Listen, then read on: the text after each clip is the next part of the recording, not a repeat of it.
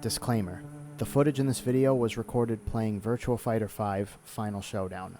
However, the information in this video will also apply to version 1.05 of Virtua Fighter 5 Ultimate Showdown, as well as future updates. This information may become invalid with any updates that include balance changes to the game.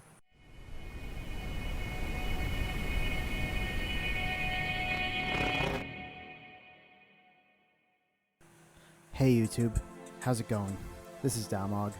Before I get into the meat of this video, I want to give special thanks to Chanchai, as most of the content in this video is referencing his post on VFDC about Leon's Sabaki attacks.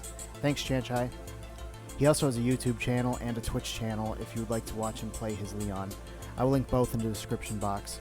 He's arguably one of the best Leon players in North America, so definitely check him out. When it comes to Virtua Fighter, I'm all about Leon. I'm all about the technical combos, the pure speed, the offensive pressure, and the many creative ways you can express yourself through his style of play. He's one of the most interesting offensive characters in the game, in my opinion. And I'm totally not biased here. Unfortunately, his best tools are heavily punishable on block or whiff, and he has relatively weak punishment himself.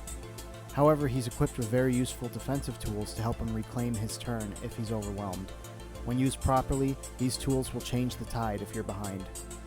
I should stress that Leon also has several attacks and maneuvers that will help him avoid attacks outright, but for the sake of this video, we will focus on his tools that most directly counter offensive options from the opponent. He has 3 different tools in this regard, each covering different options. These tools are Ryusei Koshugeki, 214P, Hakotsushu or Sekkeishu, P+K+G and 2P+K+G respectively, and Toro Teihozen, 4P+K+G.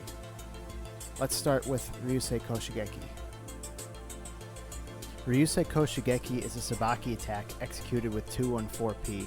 When not used as a successful Sabaki, this attack is -8 on block and will knock down a normal or counter hit.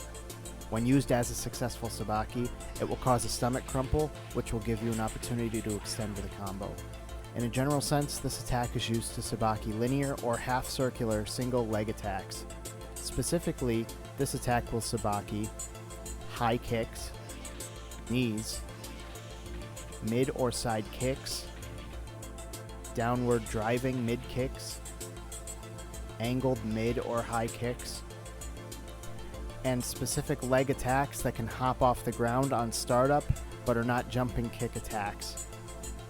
Unfortunately, you will not be able to Sabaki the following types of attacks: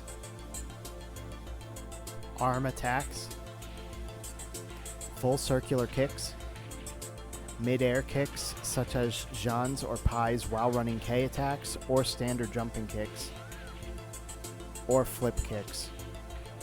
This Sabaki is strong against characters who like to throw out kicks, such as Sarah, especially since many of her flamingo options are kicks that can be countered in this case.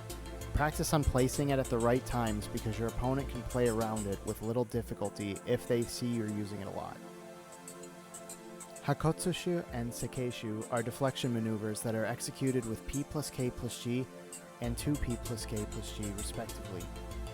These maneuvers will not do damage on their own, but they will deflect a wide range of single limb attacks. The biggest utility with these deflections comes in the form of a built-in evade option with successful deflection. By pushing 2 or 8 on successful deflection, Leon will quickly scoot to the opponent's side, allowing for side turn setups depending on which attack was deflected. Hakotsushu will deflect single arm attacks only. In general, this will deflect high or mid single fist attacks that would not knock down on normal hit. For example, this would cover uppercuts, high and mid punches, elbow attacks, and high elbows. This can also include guard breaks, assuming they are single arm and wouldn't knock down on normal hit. This would not be able to successfully deflect high or mid attacks that knock down, or are double armed attacks, such as Akira's double palm attack. Sekkeishu will deflect linear or half circular, low single limb, that's arm or leg, attacks that would not knock down on normal hit.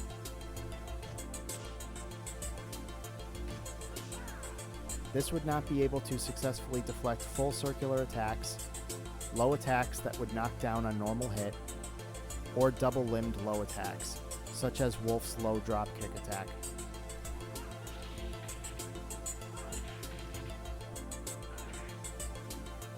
These maneuvers are good for briefly avoiding linear string pressure or converting into a successful side turn situation. They will likely never give you the most reward out of Leon's defensive tools unless your opponent is reckless, but they can prevent Leon from getting knocked around and give him a brief moment to try a counterattack on the opponent's side. Finally, for this video, Toro Teihozen is a stance maneuver with built-in Sabaki properties. It's executed on its own with 4 P+K+G, but you can also transition into it with P+K+G after the following attacks: PK, 4K, and Toro Sofu K. On successful Sabaki, Toro Teihozen will guarantee the following attacks from its stance: PP, K, P+K, 2KK, and K+G. PP will allow you to force a mix-up with either K, which also can cancel into Toro Teihozen or knock down with P, or 2K, which will knock down. K will knock down.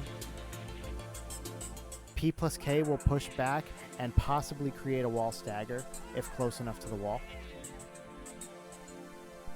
2KK will knock down with the opportunity to extend with a combo. And K+G will side turn the opponent at an advantage. Toro Teihozen will Sabaki high single arm attacks, fists, or elbows, and it will also Sabaki those attacks which knock down on normal hit, such as Akira's 4-6P palm attack. This will not Sabaki leg attacks, double-handed attacks, or mid-fist or elbow attacks. This Sabaki can be especially useful when timed correctly due to the guaranteed follow-ups. You can establish this maneuver in situations where you expect your opponent to attempt a quick punch, but be careful. If you cancel into Toro Teihozen and do not get a successful Sabaki, your opponent has a chance to land a quick counterattack before you can push out any of the attacks from this stance. Thank you guys so much for watching this brief video. You can get a better feel for how to apply each of these tools to your defensive strategy by grinding out specific situations in training mode. But hopefully this video was a good enough start into helping you understand their utility. If you noticed any mistakes in my information, or if you have any ideas for videos you want to see me make in the future, please let me know in the comments below. If you liked this video, leave a thumbs up. Also, if you want to support my channel, consider subscribing so you'll be tuned in on when I upload new content.